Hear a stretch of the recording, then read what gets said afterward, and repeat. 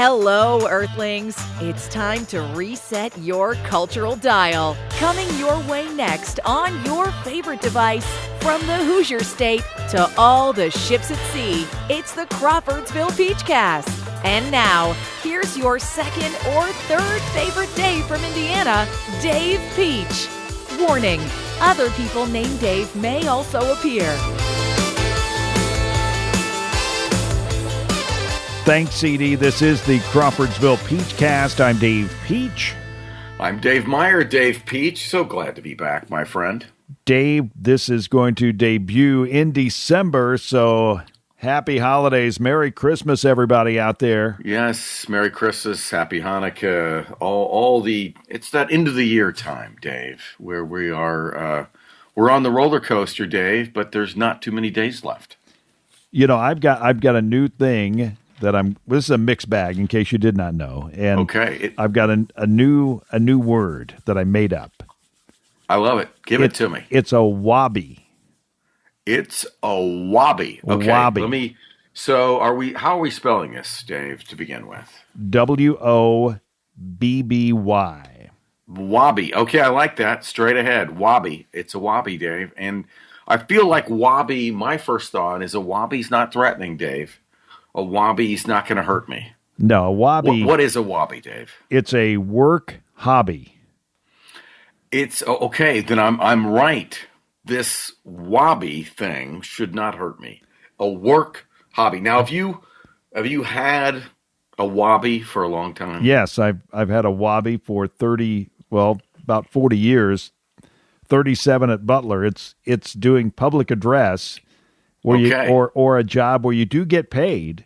Right. And there is some it's an expectation. I mean, this is not like playing golf on a Saturday morning where, no, you shoot an 80 or you shoot a 60 or 180, it doesn't matter. I mean, it does matter. I mean, what you're doing it's a wobby. Not only that, Dave, it's in this a wobby. case, it not only matters, but I would say people are paying attention in the thousands every time you open your mouth. So it's a little more concentrated, a little more, I would say, anxious for the average listener, Dave, because we're not talking about like you're parking cars here, or you're not, you're not out over there running.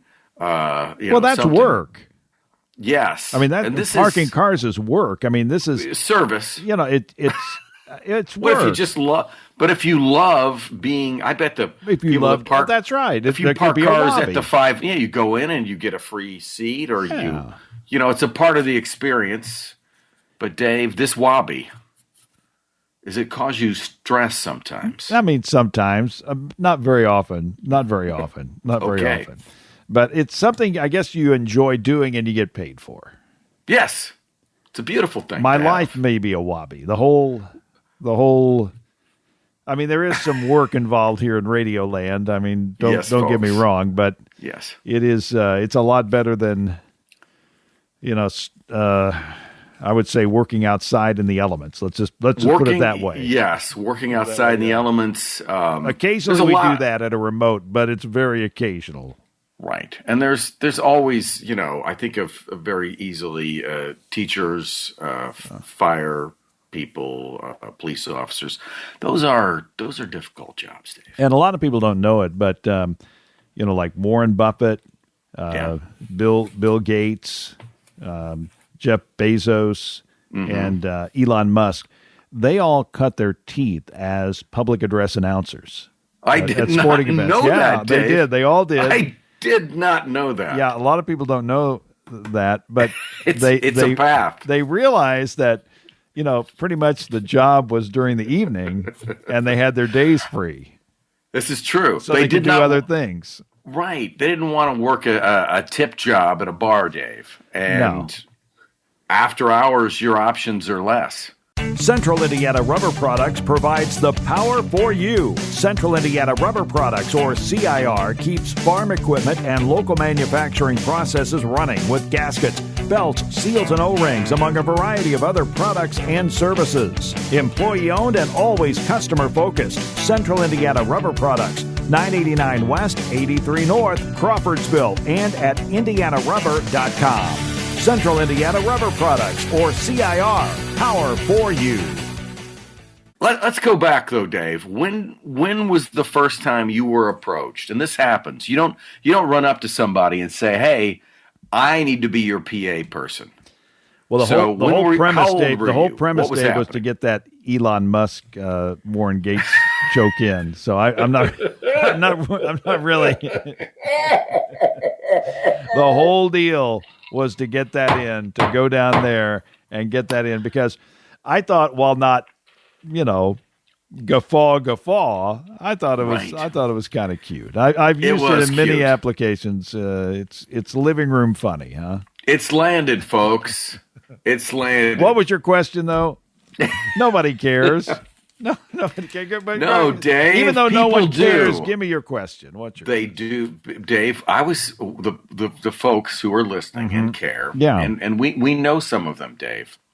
They would want to know, when was Dave Peach first approached to be, well, let's say this, I'll broaden it out, to either call a game on radio or be basically the public address announcer? Well, when it comes to radio, that was the goal, was always to do broadcast. Goal was always to broadcast sporting events, and I went into the PD office and said, "Hey, could I do color on the tape delay Brown County Eagle basketball games?" And he said that he would, and he said that I could, and I would get paid $10 a game. Wow. Okay. And here's the great part about that you made the initiative, and you didn't shoot high. You didn't say Columbus North varsity. Well, there were guys doing it. There was nobody doing color. The guy, Dave Stanley, at the time, he was doing the games by himself. See, so there was a spot. There was a spot. I didn't try to horn in on Columbus North and Columbus East. I mean, there were already guys doing it. There was a pecking order. There was a 20-year-old guy ahead of me. Old school. There's old school Peach. Dave, you are a tall individual. A little joke there, folks. There was a 20-year-old guy ahead of me, so I couldn't ace him out there. Yeah. Now, Dave, you were tall. You looked. You could have passed for 23 when you were 20. I would imagine. You were a mature radio personality at that age, Dave. And I always, I don't have a laugh line, but I will say that as far as Butler Public Address, they asked me to fill in. I was horrible. I was terrible. I did things that I still think about, and the embarrassment is like, the incredible embarrassment. But finally, kind of. I was asked in '86 to do the games, and I always think it was because I was such an obnoxious fan and I wasn't going anywhere. We got to get him somewhat under wraps, and but that was 40 years ago. That is amazing. Actually, '86. Yeah, I guess it was 40 years ago. That is amazing. So you are, for Hinkle Fieldhouse, you are the longest tenured home basketball relationship. I have no idea. We're up to season 98 or 99. I was really just, folks, trying to get the Elon Musk, Warren Buffett joke in, and now it's devolved into this. But see, this is what's fun, though. I'm Dave. sorry, this folks. is old Letterman, old Conan. We're going to keep bringing it out, Dave.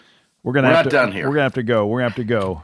Okay. There are important things to go over here in this particular mixed bag. Okay. We're going to go over the 1980 Grammy Best New Artist nominees and winners.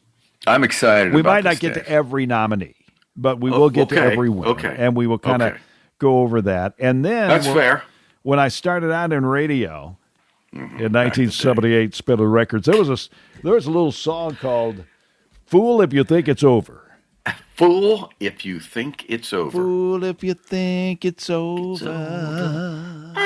Just because you said goodbye. I don't know. What kind of genre was that, other than like adult contemporary pop? Tell you why this teenage dream such a tragic.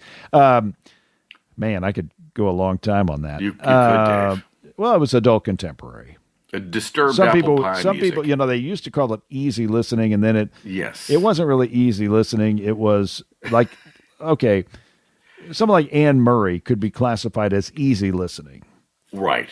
And perhaps adult contemporary. Yes. But they changed the easy listening to adult contemporary. And I would say that this song, Fool If You Think It's Over, is adult contemporary. Now, do you know the artist? Now, don't say the artist. We're going to spell I don't. Okay. I can't. I don't. Chris R.E.A. Now, how would you say that? You know what? R.E.A. I think it's Chris Ray, and I used to say Rhea, and I don't know. It's Rhea. Dave, I thought there were two options, and I missed them both, my friend. 3 letters. Oh. 3 letters. I whiffed. I think it's Chris Rea. I'm pretty sure I think it's you're right. Chris Rea. But, in 1978, here they throw you the record, and it's Chris R.E.A., and there's no pronunciation guide, and there's no Google, and there's no, it's not like it's on the news every night. Walter Cronkite, they finally determined that Chris R.E.A. is pronounced Rhea. In other news, an arms agreement was, I don't know. Dave, the pop world was more important then. It did not make it. What else? We were on, this is exciting, we had a meeting, the corporate the hierarchy, Dave. Big meeting. And big brains. And this was a highlight of my life. Okay. We were up on the big screen, and they were promoting the podcast during this meeting. Oh, wow. So I'm looking up there, and it says the Crawfordsville Pete's Cast, Jonathan Livingston Seagull. And I just about, I went, boo yay! Oh, yes! Pull in the Johnny episode. Public Jonathan Livingston Seagull. Oh, Dave, we could talk about Jonathan that movie Livingston for a week. Seagull on a big screen at a high-level corporate meeting on your bingo card, you can cover that space. Did you say synergy, baby? Serendipity, daddy. I said Hal Holbrook and that memorable fight with the owl. Was it the owl or the eagle? The eagle-owl fight. That was ugly, Dave. I feel like that wasn't as properly supervised as we believed. Hopefully no lawsuits. No lawsuits, Dave. But we know a lot of that did not end well. We opened ourselves up there. I shouldn't have mentioned that. But if you listen to that episode, you know that Seagulls and Neil Diamond and Hall Bird. What's the guy? Hall. What was Hall, Dave. What was the guy's name? Hall. 2 L's, my friend. Hall. He was dedicated, Dave. It was his life's most important project. It was Hall Bartlett. Hall Bartlett, and he's not Hal. Hall Bartlett. No. And he actually played the. He played the meanest. The Hawk. He played the Hawk. Yeah, he played the Hawk. I'm glad I have notes that I can go back to, but that did make the big screen, and we were so excited. I had to text you immediately on that. Ladies and gentlemen, Hall Bartlett as Ken Harrelson. Okay, now, what is the deal? Yes, Dave. Okay, all of a sudden now, these people are doing their podcast or whatever, or doing their commentary while they're walking. Or Mike Rowe does a commercial while he's walking. I'm recording my commercial on my iPhone to save money from the evil cell phone companies that are taking all of my mom's money. So what is this? Is it like something they wear? I mean, because they're not holding up, because the shot's too steady for them to be holding up some kind of selfie stick. So I assume there's some sort of harness that they're wearing to where they could look up and see and do a. I saw some guy talk about a football game as he's walking in the woods. He could have a lackey, Dave, a camera Sherpa. No, he doesn't have. There's nobody. There's nobody there. It'd be too difficult for somebody to walk backwards like that. I mean, nobody is walking in the woods recording your sweet self doing one of those bad job doing a Colts reviews. Chiefs NFL is rigged video. I mean, it's not nobody's doing it. Dave, I blame it. It's a vertical world. So that's what is it? I mean, is it a harness? Is it a harness with the thing working up? It's probably some kind of a selfie stick with an articulated arm that has a balance that you hold and you can walk. It basically, as you they're not walk, holding it, are they? No, but they probably have some. It could be attached to them, or they could have something down below. Holding on with one arm. And for some reason, when you do this, you have to have like a smirky grin during the whole time. Yeah. Like, I'm walking and doing one of my little things here. Because it is very much, I'm taking you along for the ride and telling you something that you would not have had the pleasure of knowing today. I wonder if I could. If Dave, you could be an influencer for I want a to day. buy that. I want to. Do you buy one of those in the influencer store? I think you could be an influencer for Dave. You could be you could become an influencer. I believe this. People walking and creating content. Okay. I think eyewear, Dave. I think you could be a discriminating eyewear model for the middle-aged professionals. Was that Warby Parker or something like that? I think we'll call you. Did I give him a free plug there? See, I think peach. People are dying to wrap some product around. Peach Vision could be your new whole line of eyewear, Dave. Well, let's get to the meat of this mixed bag. We're getting there. the meat. bag. We're reaching meat in, bag. Dave. Grammy Best New Artist of the '80s, and you had a chance to look at some of the nominees. This was my favorite. What they call it, a graphic. Somebody created this graphic. Now, we could have gone to Wikipedia or whatever and found out all of them and everything, but they put it in a nice graphic for us. They did, Dave. And they did. So here we go. Best new artist in the Grammys in the 80s. Okay, in the for 80s, the Grammys so, in the 80s. Okay, Let's go 1980. We'll just go over these. 1980. Walk through them. Ricky Lee Jones. Dave, Chucky's in Love is the song that we all heard a lot. Yeah, and the radio. follow-up was Norman's in Love. Norman's and then in the Love. third So, one was Charlie's in Love. No, and then I don't think she really eventually had a solid... Charlie was in love with Ricky at some point. Ricky, I don't think really had a solid follow-up. No, Dave. In fact, as I go through this entire list, I see some one-hitters. But Ricky she seemed to have a critical caveat, maybe a little bit. I don't know. Chucky's in Love. Kind of like a Maria Muldaur, Midnight at the Oasis. Had a little one song that we all know, and then out the door. Never there. Never. Little, and it could kind of, there's a jazzy kind of notion to it. Okay, next up, that song does qualify as yacht rock on many yacht rock playlists. So again, this is the 80s, so I mean definitely would. That makes sense. And then 81, Christopher Cross. Huge album. What can you say? The first album was magnificent, a ton of hits. Second album did okay. Of course, you've got the theme from Arthur. Right. Which I got to say, I've seen Christopher Cross 3 times. And love Ride Like the Wind, love Sailing, love Never Be the Same Without You Love, and all that stuff. Yeah. But when he does the theme from Arthur, I absolutely just sit in my seat and melt. Yeah. I don't know if it's Dudley Moore. I don't know if it's the old Butler guy. I don't know if it's the movie, Liza Minnelli or whatever. But that song just absolutely just takes my soul when he sings it. And it's a great, if you're with a group of people, that chorus is very singable, and this, when you get drunk between the moon and New York City, Dave. When you, not drunk. What is it? I don't think when you get caught. Caught. Yeah, I don't think it's drinking involved, but when you get caught between the moon and New York, and then it's if you get caught between the moon. If you get caught, yes, it's crazy, but it's true. So Christopher Cross, 81, 82. She took the morning train, and she's Sheena Easton.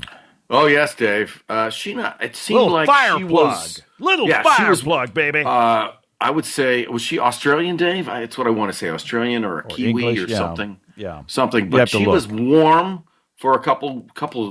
Seems like a few years there in that time period. She did a duet with Kenny Rogers. We've got tonight. We've got tonight. 83, someone who was actually on stage with Christopher Cross earlier this year at the Ruoff Mortgage Center, whatever they're calling it right now. Yes. Men at Work. Who could it be now? Yeah, Dave. No, that was a killer album. Who Can It Be Now? Overkill. Who Can It Be Now? Who can? Not who could it be? Yeah. Yeah, Who Can It Be Now? Overkill. There were Land Down Under. Yes, a few songs off that album, Dave. Overkill was the fourth, I think. Then 84, full MTV Game On with Culture Club. Oh, yeah. No, Boy George, very visual, doing a lot of kind of poppy stuff, like Motown sounding pop. It was we were dancing to it, Dave. The first big song was Do You Really Want to Hurt Me? Yeah. And I'm trying to remember the second or third, Dave, but there were a few. Did he have a real name? Boy George. I think it was it George. I think George is his indeed first name. I think it's George O'Dowd or something. At one point, I remember hearing his real name. 85, Cindy with an I, Lauper. Ooh, Cindy Lauper. Cindy Lauper. Girls Just Want to Have Fun. Huge album. Dave, I bought that album. I remember having that album at Butler University, Dave. Little wrestling infusion there with Captain Lou Albano. Captain Lou. Albano? Yeah, Captain. Not Albino. Albano. Captain Lou Albano. He could have. He had that. He had one of those chin beards that had a little tie in the middle, I believe. 86, we moved to the smooth sound. Now we had this big debate. Okay, we had this big debate. Okay. You remember this? We talked about Sade. Smooth Now, operator. Sade is actually a group, but yes, her name is Sade. Also, Sade. Not. She has a last name too, I believe. She's Adu. Yeah, Adu. I think, which makes her even. We went over this in a past episode. I'm not going back. Yeah, Dave. I think she is. I think she's a witch and doesn't age. But it's I enjoy her music. It's a group. Sade is a group. It is, even though it's a person. It's both. It's a dessert and a floor. What's a floor topping? A dessert topping and a floor shine, Dave. The 80s takes a big jump here in 87 with Bruce Hornsby and the Range. Go see him in concert, folks. You'll really enjoy it. Dave. If you're a fan of Bruce Hornsby and you want to be thoroughly insulted, go see Bruce Hornsby with a 5-piece orchestra or whatever, a little octet or quintet or whatever. And he will not reference anything good about anything that he's ever sung. He'll just sit there. He'll just stand there and sing. He'll wear a black shirt, and then he'll wave at you at the end of the show, and you'll leave going, wow. Okay. What did I? Come on, Bruce. Okay. A little love? I guess. Bruce didn't like that radio playing all that time. Then we got 88, Jody Watley. Jody Watley. I remember her face, Dave. I remember her name. I don't remember the song. Then we got Tracy Chapman, 89, and that was Fast Car. That was a big album. Fast Car had a few songs. Talking About a Revolution was another one that was on there. And, she had that second act, Give Me a Reason to Stay Here.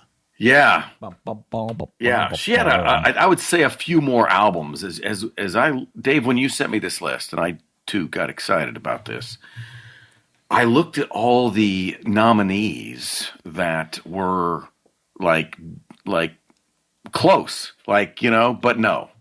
I also look at all these nominees and there wasn't Tom Hanks losing to, Jim Nabors in something here. I mean, so there's no big second place that later went on to do incredible things.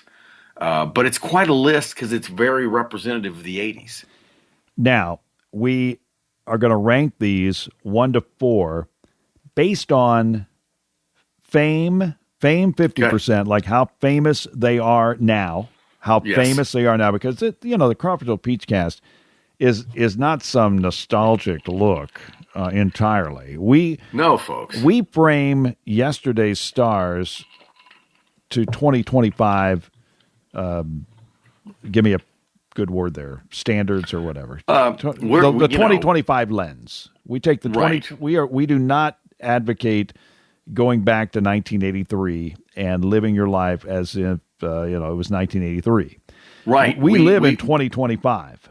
We have access to Rotten Tomatoes, Dave. That's right. So, fame 50%, musical career success, the successful musical career 50%. So it's 50-50. If you're famous, great. Right. If you had a great musical career, it counts half. So who's number one? Who's number one on the fame musical career scorecard?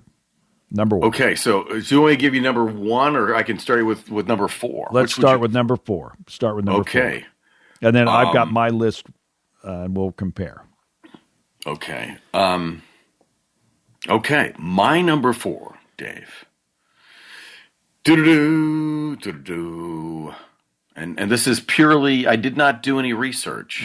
Actually, I did research after I made these People do research on these podcasts? Dave, here's what you could do. You could say to the AI person or the AI machine you could say, hey, I'm going to give you a list of all these bands, and you could tell me who's the most popular today in order. Okay. I didn't do that, Dave. I tried to. It's not a numerical order type thing. We're talking about just a successful career. It's half-half. So my number four, Dave, is Sade. Okay. My number four was Culture Club. Okay. A strong number four, I would say. And that leads me, Dave, to my number three, which is Culture Club, Dave. And I can tell you... So we reverse those. We reverse those. No, I'm sorry. No, I have Culture Club at 4. You have Culture Club at 3. I did not have Sade in my top 4, but go ahead. Dave, tell me who's at number 3 for you, Dave. Number 3 for me, and I got to keep it real. Okay. Even though the guy, he'll tumble for you. He didn't wow me. In Carmel, but I got to give it to Bruce Hornsby and the Rains. They're my number 3 because that song, That's the Way It Is, resonates in 2025. He's still touring. Yes. And I give him number 3. And he had a pretty good career.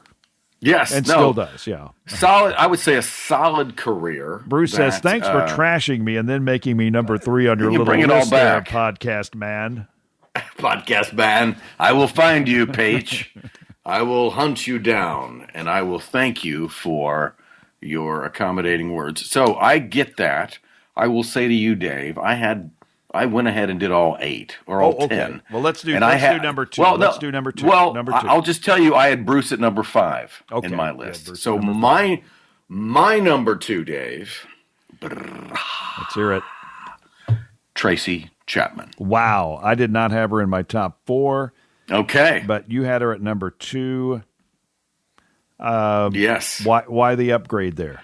I think one was a couple of years. I did her songs first of all out in the I'd say the ethosphere of just they have lasted. You still hear 3 or 4 of her songs. There was a huge remake of Fast Car, and that is why I put her up at number 2 because I didn't like that song got more popular.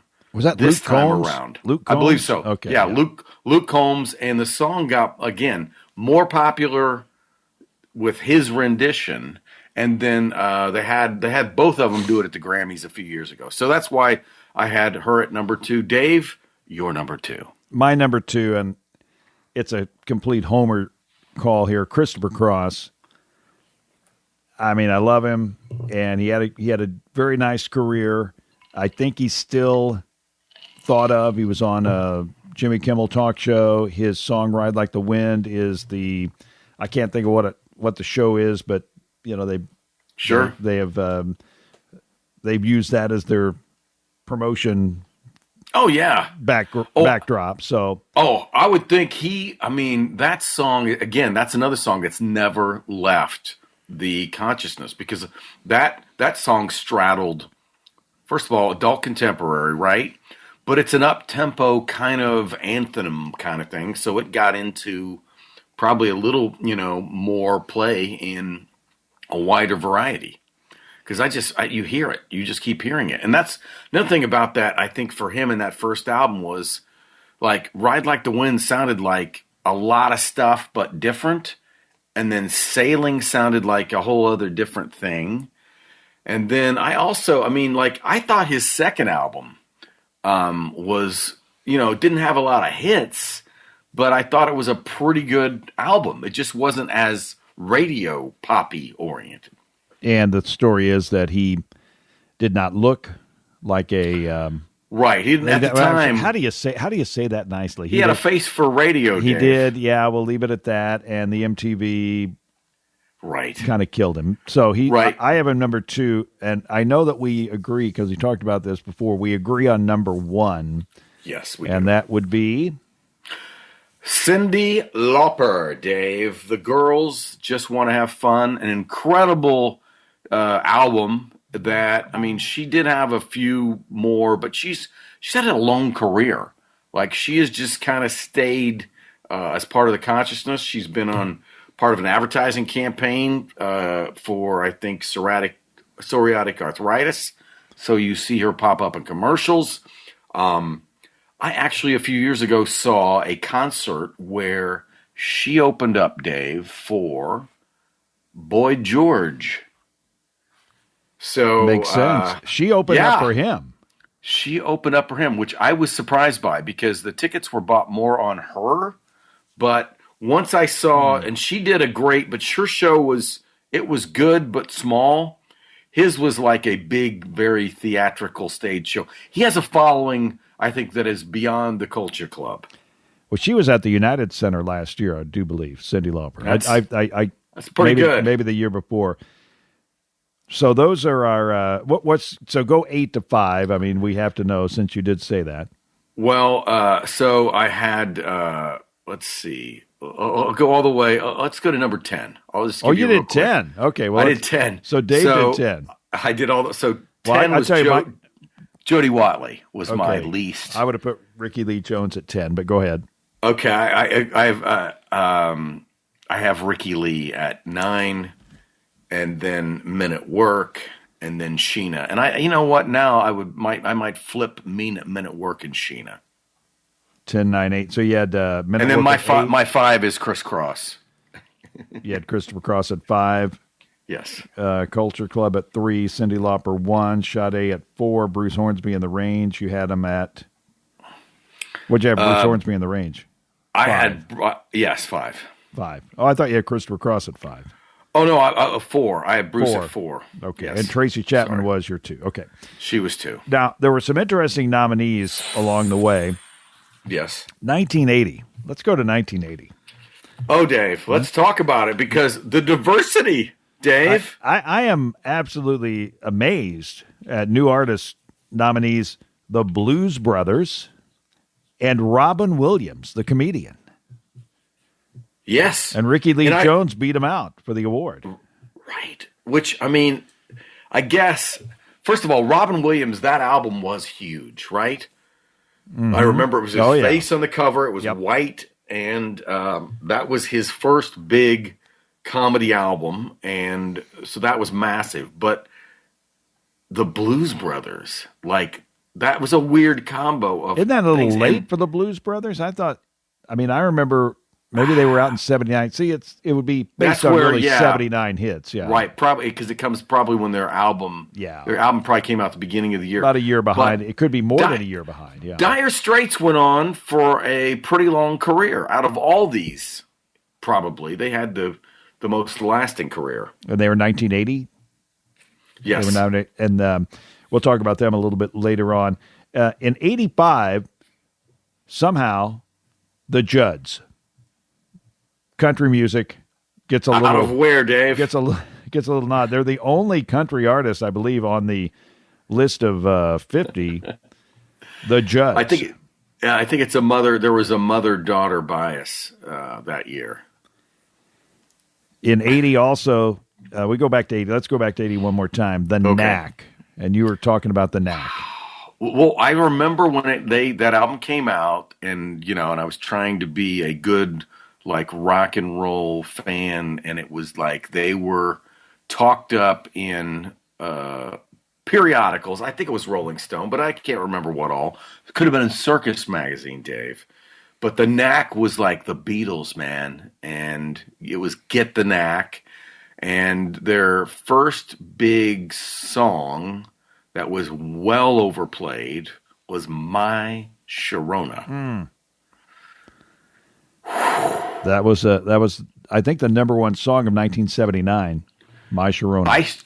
Dave, do you remember I believe original Tonight Show host. Okay, we're talking I'm trying to recall the name, Dave. Steve Allen? Steve Allen, Dave. Okay. When he used to appear on the Solid Gold show, Dave. Steve Allen did? This? Okay. Yes. And he would do these readings of current pop songs. Oh. And I recall him doing a very dramatic reading of Oh My Little Pretty One, Pretty One, Pretty One. When are you going to give me some time, Sharona? You make my motor run. Motor run. Dave, you get it. But I get it. That's what I remember about. You remember that. Wow. Let's go on. Adam, 82. It's Adam and the Ants, or you can call him Adam Ants. Adam Ants. It can be either one. I looked it up both ways. His name is Adam Ants. You can call him Adam Ants, but it's Adam and the Ants. So, Dave, first of all, you think that's what people in Newcastle would say is Christian name, Ant. His real last name is Ant. We're gonna say it is. I don't think it is.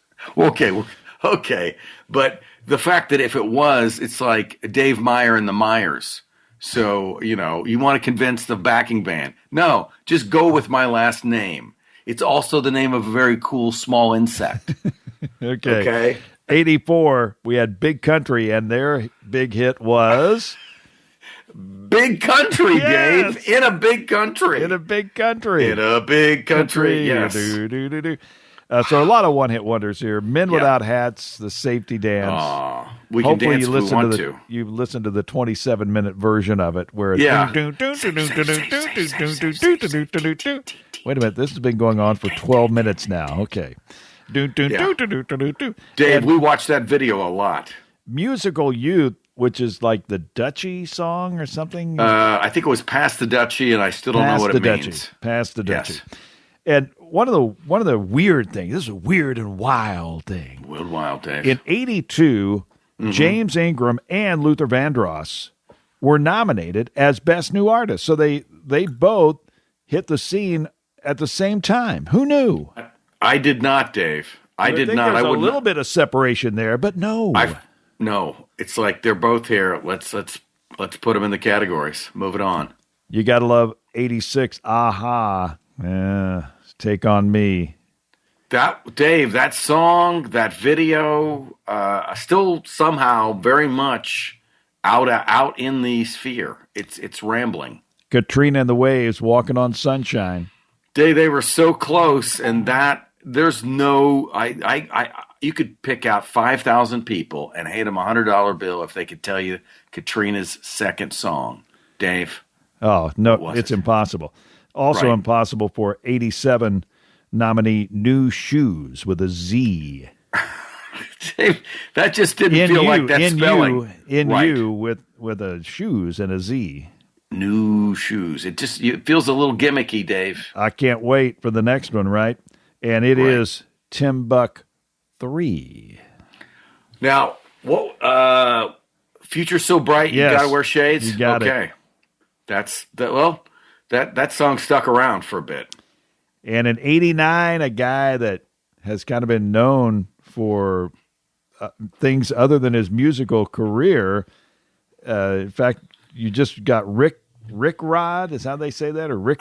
What is that? Know. What does that mean? I just went Rick Rod or something. What is that? He's one of the original memes, Dave. What do they call it? I'm going to look it up. Okay, you look it up. But the person we're talking about, Dave, have we named Rick Astley No. as the artist we're talking about here? So when people think about Rick Astley, they think of English singer with tight hair, singing "Never Gonna Give You Up, Never Gonna Let You Down," and so on, Dave. So if someone is working with or using the Rick Astley meme as a way of communicating to another person when they text or possibly post on their social media, this is where I'm talking. Okay, wait. We've got it. We can cut Okay. it. You could cut him off at some point. In that, I think the Gettysburg Address was slightly shorter than his fill as I'm going to the computer. Kids. We hold these truths to be self-evident. I don't know. Okay. Rick Rolling. It's Rick Rolling. Rick Rolling. Rick Rolling. Okay. We the people, Rick Rolling. You in got order Rick to rolled. form a more perfect union. You can use the preamble to the Constitution the next time I look something up. It's called Rick Rolling. It's an internet prank. Now, wait a minute. Let me move the microphone over to the computer here. Okay. It is an internet prank where someone tricks you into clicking a link that leads to the music video Never Gonna Give You Up by Rick Astley. This prank typically involves, I'm not done. Okay. This prank typically involves a bait-and-switch technique, where the link is disguised as something else, often related to a serious or unrelated topic. The meme originated in 2007 on 4chan and has since become a popular internet phenomenon, often used humorously in various contexts. And that's about all you need to know about Rick Rolling. That's a lot not to that, Rick Dave. Rotting, Rick Rolling. The Rick Rolling's been around a long time. Grammys, 80s, a lot of one-hit wonders. Mm-hmm. There are three people who were nominated, and you've seen the list. Three people that were nominated that have made the Rock and Roll Hall of Fame, if that means something. And I'm going to let you kind of go through the list, and you tell me the three that were nominated for Best New Artist in the 80s that are in the Rock and Roll Hall of Fame. Ooh, yeah, I'm going to guess Cyndi Lauper. I'm going to guess Dire Straits. Dire Straits? Yes. Dire Straits. The Go-Go's? Yes. Should have talked about the Go-Go's. Oh, yeah, we should have. But they didn't win. And they're not a one-hit wonder. Dave. I love Belinda Carlisle. I love Belinda Carlisle. You know any other members of the? There's another one that we know. The Go-Go's. What's her name? I'm thinking Jay. Jane Weedlin. Yes, thank you. Yes. My voice cracked there. I'm sorry, Jane. That's okay. No, do you know any other Go-Go's? I feel like I should. You know, you wonder why did the Bangles get nominated for New Artist in the 80s? They're not on the list, right? You're right, Dave. They would have been about 86 or 87, Man, maybe that must have been a 88. crowded field, but Susanna Hoff. You would think they would have been. They were pretty good. I would think. Anyway, yeah. I'm a big Bengals fan. Okay, so my last guess is Tracy Chapman. Nope. Okay. Eurythmics. Eurythmics. Okay. According to my limited research, they're Dire Straits, Go-Go's, and Eurythmics. Okay. Rock and Roll Hall of Fame. Solid, Dave. Solid. We love the 80s. We love the mixed bag. Happy holidays to you. And again, Dave, you know, like many of these artists from the 80s that probably have a podcast. They probably do. And they could very well be on Podbean. Do we know that they're on podbean.com, Dave? You can find us at CrawfordsvillePeachcast.podbean.com. And So it's important to have the dot. You could, by the time you type it in, you could have watched the Milagro Beanfield War twice.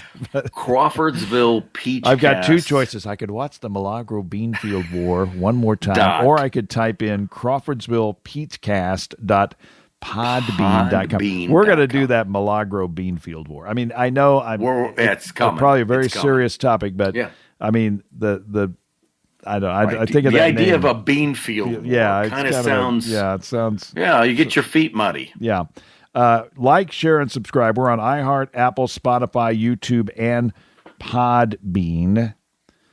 Dave, always a pleasure to talk to you. My pleasure, Mr. Dave. Happy holidays, friend. Until next time, America. For Dave Meyer, I'm Dave Peach. Thanks for listening to the Crawfordsville Peachcast. Thank you for listening to the Crawfordsville Peachcast.